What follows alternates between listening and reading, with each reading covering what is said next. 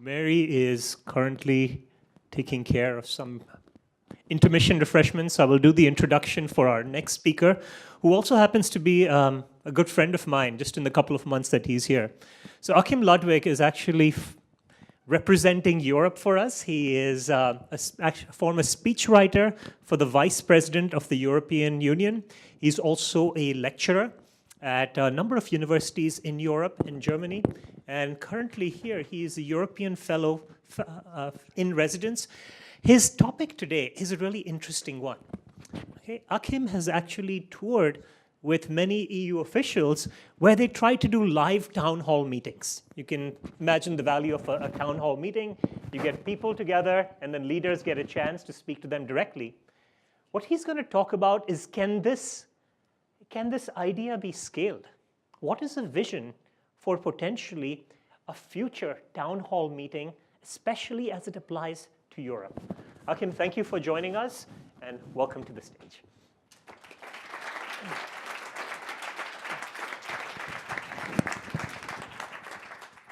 Guten Abend, vielen Dank, dass alle gekommen sind. Bonsoir, merci beaucoup pour venir. Olas, atolo. For the sake of time, and as I'm standing not between you and the bar, but between you and the break, I will stop here with the language bit, but it is important, and I will come back to that in a second, right? Now, I would like to show you a few pictures and talk about an old concept, you know, town hall meetings. Oh my God, that's 18th century. But I hope I will convince you that we, at the European Commission, transformed that into the 21st century. Now, let me show you this picture. I'm not asking who this person is. I guess 100% of people here know who she is. I guess 100% of people who are here know, roughly speaking, what she stands for, right, left, right, middle of the aisle, basically where she is, where she's attempting to go, etc. That's easy. Second picture, I must apologize for the gender imbalance. It's not my fault. I must also apologize that I may not have kept all the people who aspire to be a candidate for a candidate, but it was difficult to gather them. But here again, maybe 97% of you know all the guys, but at least 100% of you know what they stand for, what they want, and what they're going to represent, more or less. Is that right? I see everyone nodding, so I can't be too wrong. Last picture, I'm not asking this question because then I would probably get a 150% rate. I mean, everyone knows it. More importantly even, I guess every single person in this room knows what his job description is, right? What are his tasks? What does he stand for? Why is he commander-in-chief, etc., etc., right? I see everyone seems to be fine, so we can go quickly ahead. Now let's turn to the other side of the Atlantic. That's Europe. I have to simplify it a little bit because Europe is complicated, at least from the outside. You see 28 countries who form the European Union, and yes, there are a few others which are not part of the EU. I haven't said not yet, but they are not part of the EU. But 28 countries, which means 28 national governments, 24 languages, I repeat that, 24 languages, right? Are joining a European Union, right? And by the way, 507 million people. Right. So, for all the differences between the EU and the US, and for all the similarities between the EU and the US, I think there's one thing I'm pretty sure we have in common. And that's a perceived distance between the people, i.e. you, citizens, the people, and those in, you know, Washington or Brussels, the federal government, you know, far away, remotely, those people. I think that's probably a similar problem in the US and the EU. And in Brussels, we have been really scratching our head. How can we actually bridge the gap between those remotely aware people, high-level politicians who sit behind facades, window facades, don't talk to the ordinary people? And that's not easy. So what we tried is actually as another concept, which has not really a tradition in Europe. This is this town hall meeting. Now, if I use the word town hall meeting, what springs to your mind?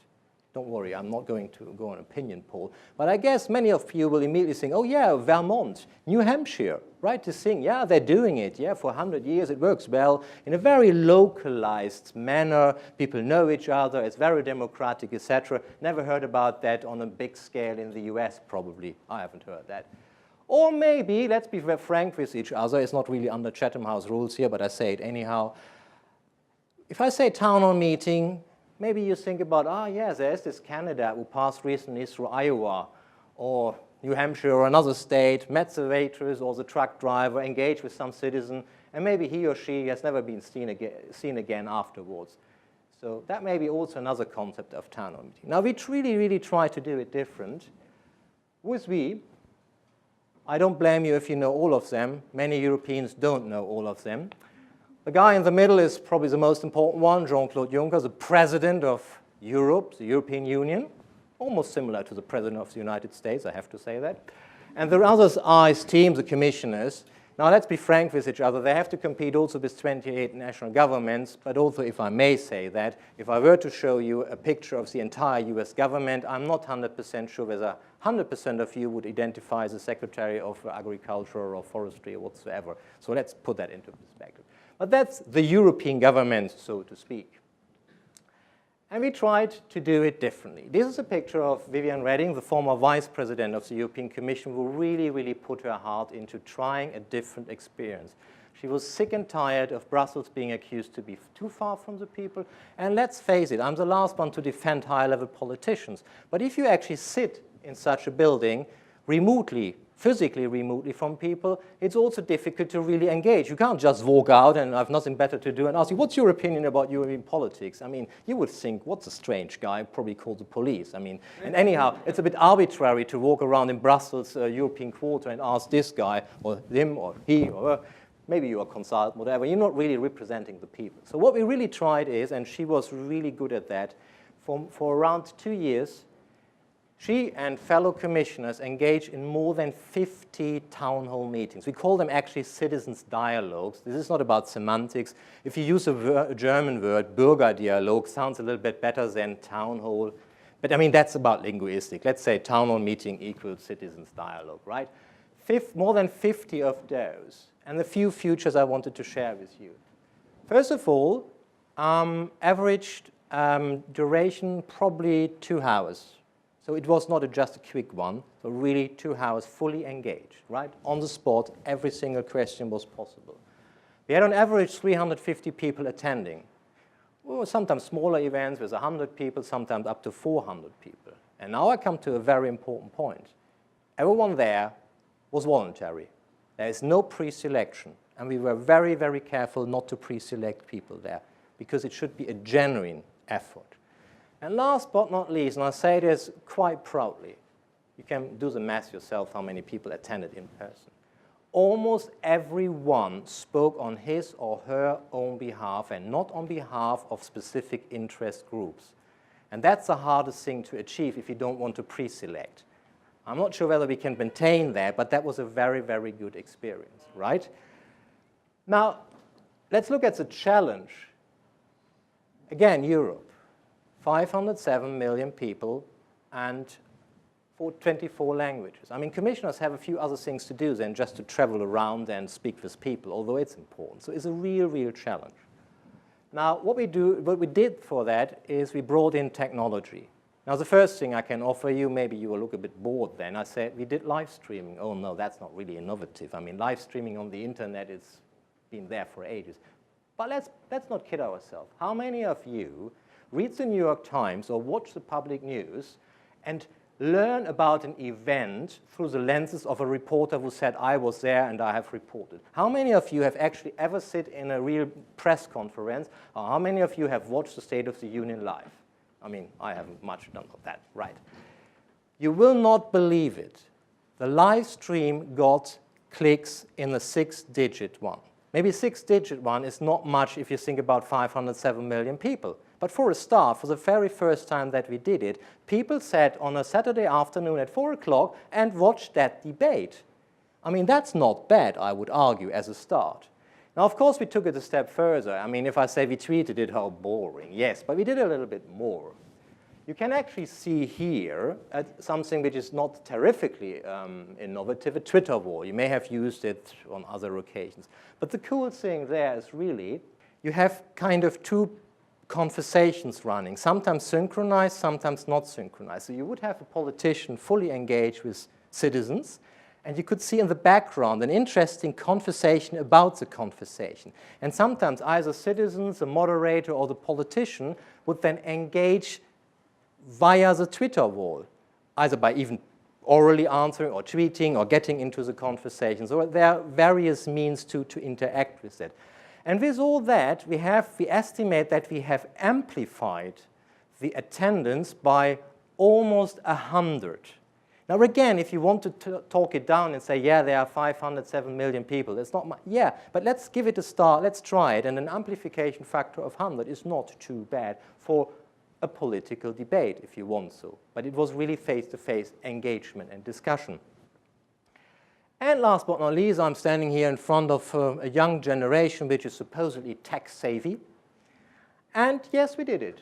Also, we in good old Europe did it. We tried a couple of Google Hangouts and similar things. Not just for the fun of it and to show how tech-savvy we are, but the Google Hangout, surprisingly, had a greater attendance, even, or perception, than the real one. Because many people really wanted to engage in a conversation. You may think it's all about face-to-face. Yeah, it's about face-to-face, but it was very positively surprising that the physical distance wasn't just that perceived, because it was about a real dialogue. And it was a real dialogue between people who usually don't really connect and don't expect that they actually connect, right? So I come to a major challenge which will not go away. And I have absolutely arbitrarily picked those two people, and I don't want to be quoted on that. Just to give you this example, this guy is by accident from Germany. He's a great guy. I mean, he's a European commissioner. He speaks German, obviously, and he understands and speaks English. He understands French. He doesn't speak Danish, Italian, and probably Spanish. He's not to be blamed for that. He's not to be paid to do that. And he can do a good job even if he were to speak only German. The same applies for the lady here, who is a European commissioner from Poland, who speaks Polish, German, etc., but probably not Maltese, right? Is she to be blamed for that? No. Certainly not. But that's a constant challenge we do have in Europe. That may sound very simple to you and you know it, but think for 1 second about the daily consequence that has, right? And you may all argue, we all speak English, but you here, particularly in Fletcher, you do know that the translation of words is not just a mechanical thing. And the fact that you all speak a bit of English, like me, or some better, of course, does not necessarily mean that you can actually transpose an idea and a concept, right? I don't need to convince you. So my hope is, I really hope that the guys around the corner at the MIT have something in their chest drawer, which, you know, a small box, which gives this automatic translation. Maybe that was a dream 50 years ago. Maybe we are a little bit closer to that today. Now, I would like to come to a close with a final remark. And I don't want to steal anything from me here's presentation, otherwise you would be at odds with me. But I saw in your announcement you have put the word TV, television, which is an old thing, right? The point is, I'm very suspicious if someone comes to me and says, I have invented a new technology thing and that's the old dancing, old singing solution. I'm very suspicious. That usually doesn't fly. And the success we had with that is, I put it a little bit more simply. We have taken an old concept, face-to-face, which doesn't seem to be more modern today, and which has worked because we have enriched it with new technology, as I have explained to you, and last but not least, we have embedded it also in a traditional media mix. We had newspapers reporting about it, supplements, we had the television reporting about it, we have used those channels. So all in all, it's a face-to-face dialogue between the federal level and the people, so to speak, and the more technology can help, the better in this particular challenging environment. Thank you so much. Great, and so that we can accelerate things, but I will make a 30-second pitch, and I will remind you that a 2003 Fletcher alum has come all the way from New York today, and she has made a documentary that you do not want to miss. Yes, I'm pitching you to stay here, but it just, please take a break. But this is really, I think, a star performance of our show coming up right after the break. See you in about 10 minutes. There's some cookies and water and some drinks out there. Okay.